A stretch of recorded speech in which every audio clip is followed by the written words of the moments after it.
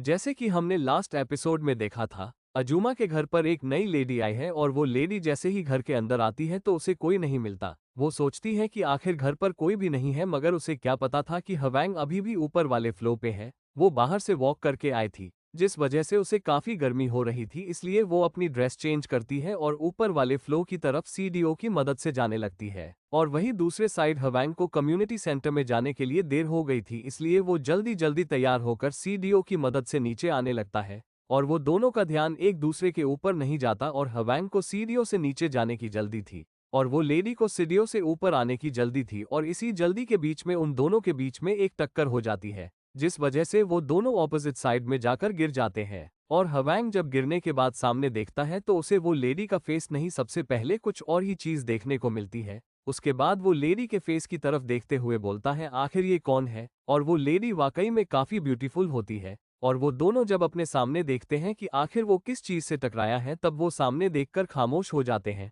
क्योंकि उन्हें पता नहीं था कि घर पर कोई नई पर्सन आया हुआ है। वो दोनों ही एक दूसरे के लिए नए थे। और वो लेडी जिस तरीके से गिरने के बाद वापस बैठी होती है, उसे देखकर तो हवन का फेस रेड हो जाता है और उसके दिमाग में थॉट आता है, आखिर ये कौन है? और ये दिखने में पीस ऑफ कॉम्प्रहेंशन आर्ट है। गर वो लेडी को समझ नहीं आता कि हवैंग उसे इतने गौर से क्यों देख रहा है, और जब उसका ध्यान जाता है कि वो आखिर में किस चीज को देख रहा है, तो उसे हवा के ऊपर काफी गुस्सा आता है और वो एक ही शॉट में हवैंग की बैंड बाजा देती है। और बेचारे ने इतनी जोर से चाटा खाया हुआ था कि उसकी आवाज घर के अंदर गूंजने लगती है। अजूमा को किसी के चिल्लाने की आवाज आती है और उसके कुछ सेकंड बाद उसे किसी के गाल पर चट से पड़ने की आवाज आती है, इसलिए वो ऊपर की तरफ दौड़कर जाने लगती है कि कहीं हवैंग को कुछ हो न गया हो। और अजूमा जब सीडीओ की मदद से ऊपर आ जाती है तो उसे फ्लो पर हवैंग नॉकआउट पड़ा हुआ दिखता है, और साथ ही उसकी सोल उसके शरीर से बाहर आकर अजूमा का नाम ले रही थी। उसे हवैंग की इस हालत पर काफी तरस आ रहा था, क्योंकि बेचारा पहले से ही नॉकआउट है और यूनी उसके ऊपर बैठकर उसकी ओर जान निकल रही।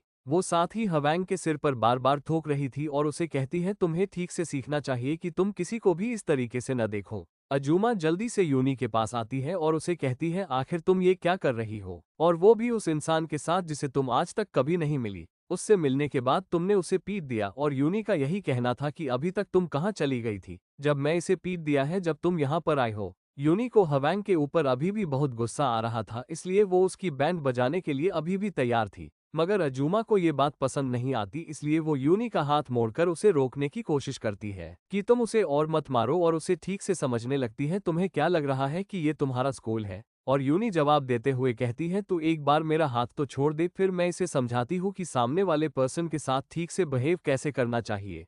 अजूमा किसी तरह अपनी सिस्टर को शांत कराने में कामयाब हो जाती है, और अभी तक जो हवैंग की बैंड बजी हुई थी उसे भी इस बात से थोड़ी सी शांति मिलती है कि अब मुझे और नहीं पड़ेगी। कुछ टाइम बाद वो तीनों फिर एक साथ बैठकर आपस में बात करते हैं। साथ ही अजूमा हवैंग की थोड़ी बहुत बैंडेज भी कर देती है, क्योंकि उसे बहुत पड़ी थी अभी तक। अजूमा मर्म पट्टी करते हुए कहती है, I am sorry young man, तुम्हें बहुत दर्द हो रहा होगा ना? हवैंग जानता था कि यहाँ पर उसकी गलती, इसलिए वो अपनी गलती को एक्सेप्ट करता है। और साथ ही उसे ये भी पता था कि मैं यूनी के खिलाफ ज्यादा कुछ बोल भी नहीं सकता, क्योंकि बाद में वो मेरी बैंड भी बजा सकती है। हवैंग ने अपनी गलती को एक्सेप्ट कर लिया था, इसलिए अजूमा यूनी से कहती है, हवैंग ने अपनी गलती एक्सेप्ट कर ली, इसलिए तुम्हें भी अब उससे माफी मांग लेनी चाहिए। और ये बात सुनकर हवैंग को थोड़ा शक होता है, इसलिए वो अपनी शक भरी नजरों से यूनी की तरफ देखा है। और यूनी जैसे ही उसकी तरफ देखती है तो उसे डर लगता है कि कहीं ये मुझे दोबारा न मरते दे। यूनी कहती है, माफी मांगने से पहले तुम्हें ये बताना पड़ेगा कि तुम इतनी जल्दी में